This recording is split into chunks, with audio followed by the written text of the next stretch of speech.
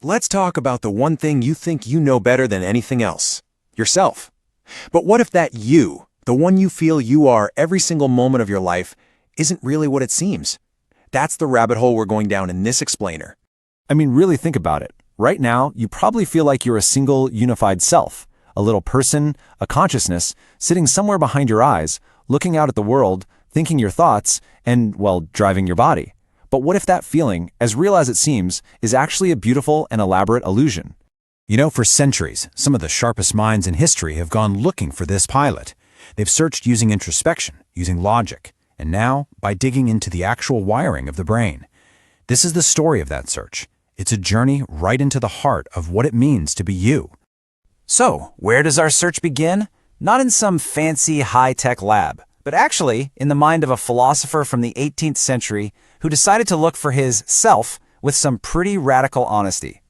Okay, so this Scottish philosopher, David Hume, he tries this simple but kind of revolutionary experiment. He just turns his attention inward. He tries to get a look at this single, enduring self that's supposed to be in there. And you know what he found? Nothing. Absolutely nothing. Hume's conclusion was frankly kind of shocking. He said that whenever he looked inside, he could never catch a self at all. All he ever found was a specific thought or a particular feeling, a sensation, maybe a memory. He decided we're not one solid thing. We're more like a rapidly flowing stream, a bundle of perceptions that's always changing. There was no single thinker behind it all. There were just the thoughts themselves.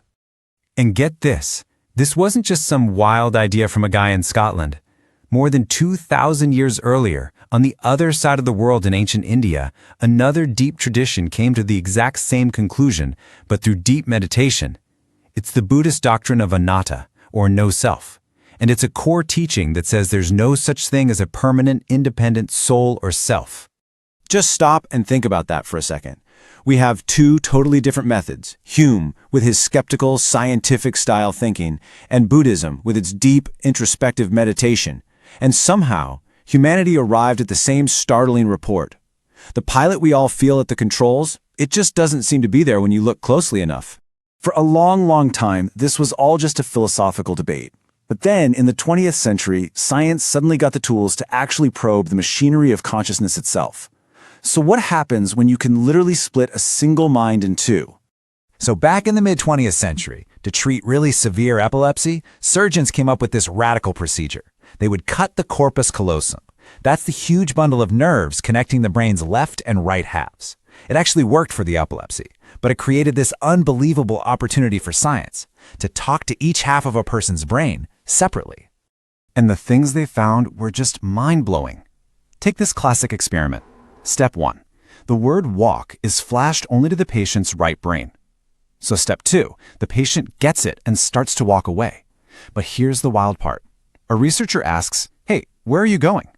Now the patient's left brain, which handles speech, never saw the word walk. It has no idea why the body is moving. But, as you see in step 3, it doesn't just say, "I don't know." It instantly makes up a story. "Oh, I'm going to get a Coke." The neuroscientist who pioneered this work, Michael Gazzaniga, he called this the left brain interpreter. He figured out he'd found a part of our brain whose job isn't to give orders, but to watch what we do and then create a story that makes sense of it all after the fact. It's not the president, it's the press secretary. It's not the pilot, it's the narrator. Okay, so we've got a storyteller in our heads. We've seen it in these extreme split brain cases. But how does it work in a normal everyday brain? What's the actual neural machinery that's constantly spinning this yarn, this story of me? Well, say hello to the default mode network, or the DMN. For years, scientists just assumed that when you're resting, your brain kind of goes quiet.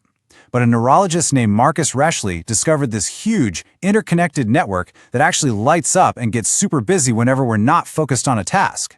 You know, when your mind wanders, when you're daydreaming, or just thinking about your past or future, that's the DMN kicking into high gear. It is, for all intents and purposes, the brain's storyteller. And look at what its job is. It handles self-reflection, thinking about who you are. It's where your personal story, your autobiographical memory lives. It's also what lets you imagine the future, to plan and dream. It even helps you think about what other people are thinking. So what the DMN is doing all the time is weaving together your past, your present, and your future into the single continuous story that you experience as your life. You know that voice in your head? the one that's probably commenting on what I'm saying right now, that inner monologue that just never shuts up. Well, that is the sound of your default mode network at work.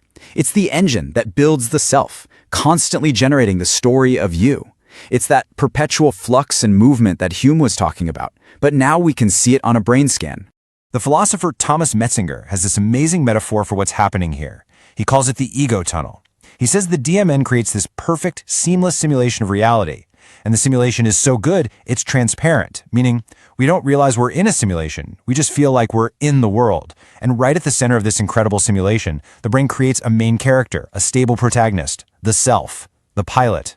We've basically mistaken the main character of the story for the person who's writing it.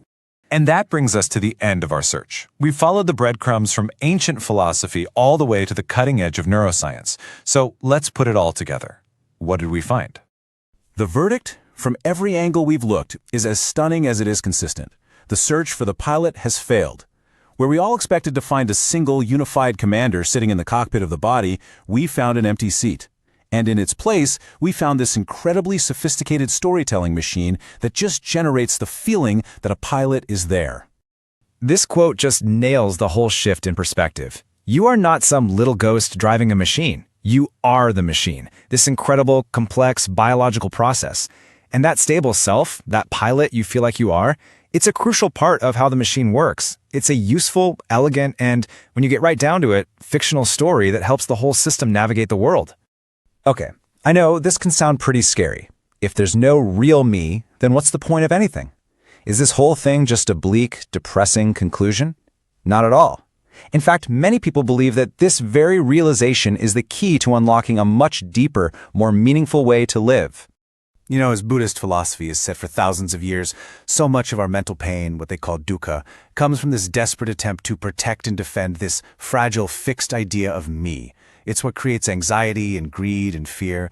But when you start to see the self for what it really is, a fluid story, a process, not a thing, you can start to let go of that constant defense. It opens the door to so much more flexibility and compassion for yourself and for everyone else. When you really get it, this idea doesn't make you smaller. It makes you infinitely bigger.